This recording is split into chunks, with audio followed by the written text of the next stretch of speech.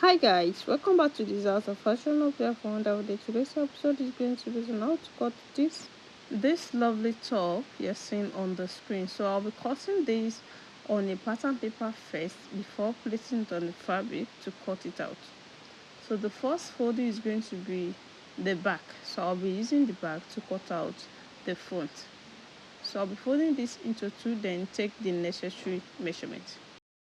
So here is after it has been folded into four, then I'm taking my length of top. So from the upper part to this area is 23 inches for the length. This is the length I want, and it's not constant. It depends on the length you need. So you can see I'm trying to rule it out. So this is the point we are coming to. So the next thing I'm going to do here is to take the shoulder measurement, that's the back measurement taken from a client, divided by 2. Then here is it. Then I'm going to take a shoulder slant of 1 inch. Here is it. Then after that, I'll be taking the armhole measurement. I'm making use of my back measurement as something as armhole measurement. Then the half cut is the next thing to take. Half cut. Half cut. Here is it. You can see the half cut. So from the half cut, I want to bring out, from the bust, and I want to bring out the line of the bust, then the line of the waist as well, like this. After that, I can take the necessary measurement, but before that, let me rule out, as I want to rule a straight line from the bust line to the shoulder to give us the armhole. Don't forget. Then at the bust line, you can now take our bust measurement divided by 4. The bust measurement divided by 4, here is it, with the same allowance of 2 inches. The same thing applicable to the waist measurement divided by 4. Here is it. So I'll be adding same allowance to it of 2 inches. Then I'll now connect it together like this. Then slantly to the full length of the top, like this, as you can see. So the next thing I'm going to do here is going to be my armhole. To bring out the shape of the armhole, I took 1.5 inches at that side and 1.5 inches at this other side, and I'm going to connect the armhole like this. You can see.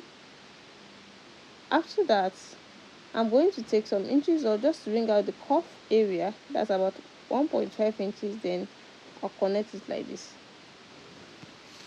the cuff part of the top.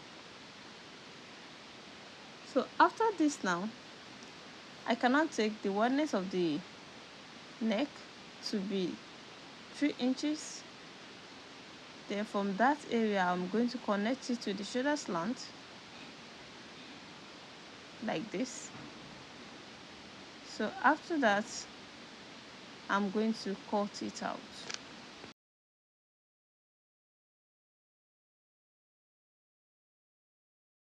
So after this now, the next thing we're going to take is the dart at the back. So the dart measurement here is 2.5 inches because it's on fold. By the time I open it, it's going to be 5 inches. So I'm going to take that to the waist. So don't mind this particular one because I'm not getting to this area. So let me take it at the waist, 2.5. So it's this waist bone that I'm going to use. So a straight line from the shoulder to the half length, like this. So after the half length, I'm going to slant it out a little bit, just a little bit. I don't just want the dart to be straight. You can as well make it straight down, still going to be a style, but yeah, I want to make it a slant down like this. So after that, I will now use this to cut out the front. So I'm placing this on another pattern paper to cut out the font. So let me place it down, then add my pin to pin it well. And the space I'm leaving here is like a zip allowance because it's an overlap top, so you have to leave it a space, but that space must be your difference of the two busts, and the difference of the two busts here is 5 inches, and which we all know that the difference of the two busts also known as that measurement. So I'm making use of that measurement. When I was taking the back, that I used 5 inches, so that is what I'm going to use here to 5 inches. So let me take the 5 inches from up down so as to know that is equal.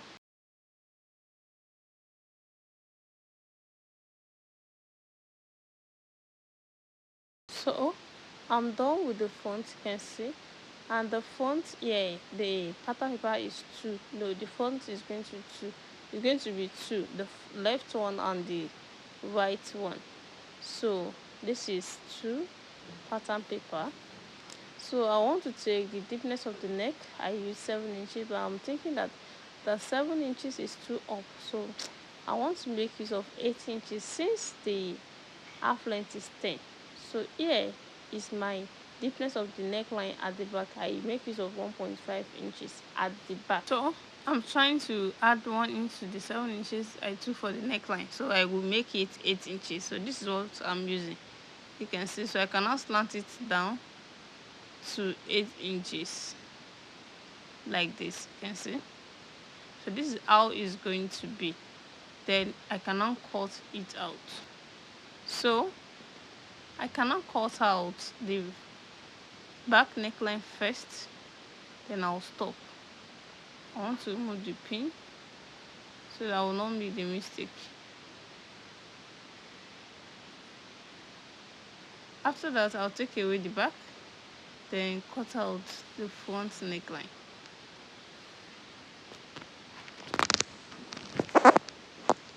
As you can see, so we're done with this now.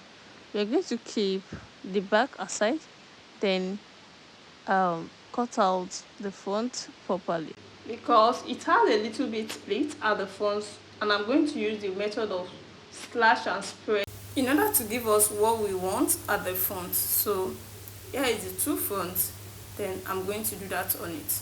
First of all, I'm going to take some inches in here up to 7 inches. So I'll take another 7 inches here too, as you can see. So this is the point that I want the plate to be, this particular point. So from this point where the plate is going to start from to 5 inches, you can see. Then the wideness of this point, because the plate is not much, so I want to make use of 7 inches, the wideness. So that is where I'm going to slash it to 7 inches. Then I want to root it out. Then I'm going to take 3 inches wideness here. So that 3 inches, I'm going to divide it into 3 places, the 1, 2, 3, you can see. Then I'm going to connect this like this to 7 inches slantly, you can see. So that is how I'm going to do the rest, like this, like this. Then I'll now slash it. I'm ending it here.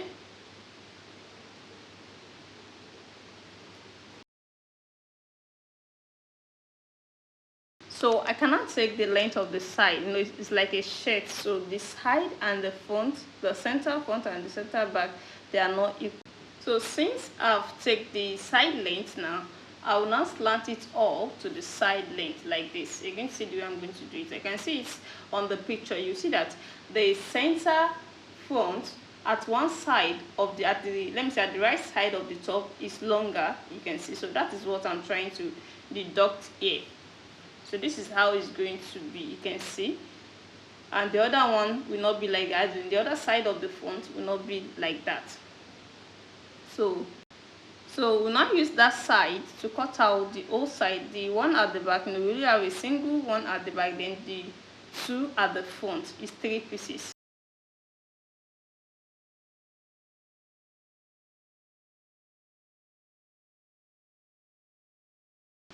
So the next thing here is to cut out this area to the dark area at the back. You know, you're still going to join it back. So here is it. So the next thing is to place all this pattern on the fabric, then cut it out. The sleeve is just a straight sleeve that has an elastic cover at the sleeve mouth. So I've done many tutorials on how to cut that. So let me go and do that now and show it to you.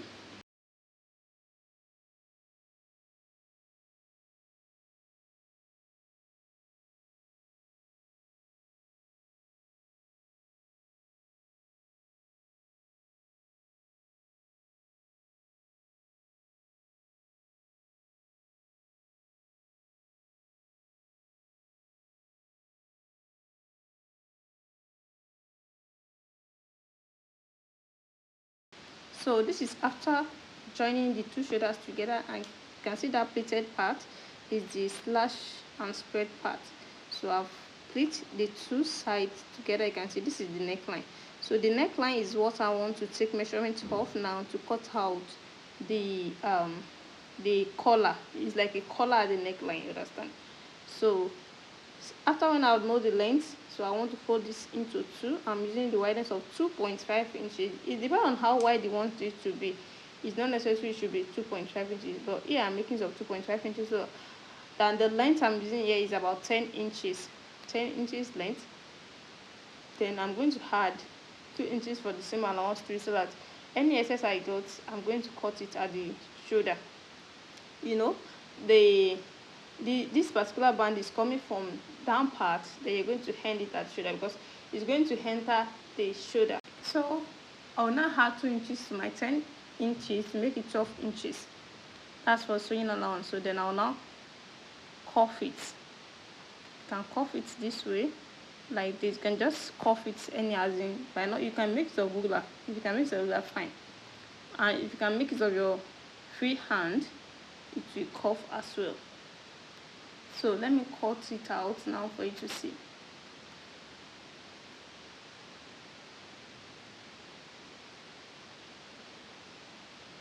So here is it. So the next thing here is to place this on our fabric. Then I'm going to go stay it to make it stand. You can see. So let me cut it out and show it to you. So here is after cutting it on the fabric, and also you make use of a gum stay. You can see it now. So it's the gum stay that will make it stand properly. So here the shoulder, like I said, the collar is going to end to, you can see the shoulder, you can see, and this is the neckline. You can see it now. So it ends at the shoulder. This is how to place it. Then this is the one that is going to be out here. Then you can stitch it. You might just stitch it a bit down. You can make use of hand needle just to stitch it down a bit. You can see the other one too, the way I did it. You can see the shoulder, it ends at the shoulder, then you enter the shoulder. You can see it. So this is how you're going to. So at the one side of this jacket, at the waistline, you're going to open it because one belt is going to enter the other side here. I think is at the left side. They're going to put your belt, and at the right side you're going to open it inside like this. Then you insert the belt this way, like this, like this. Then this is how it's going to be. Then you close it this way. This is how it's going to be.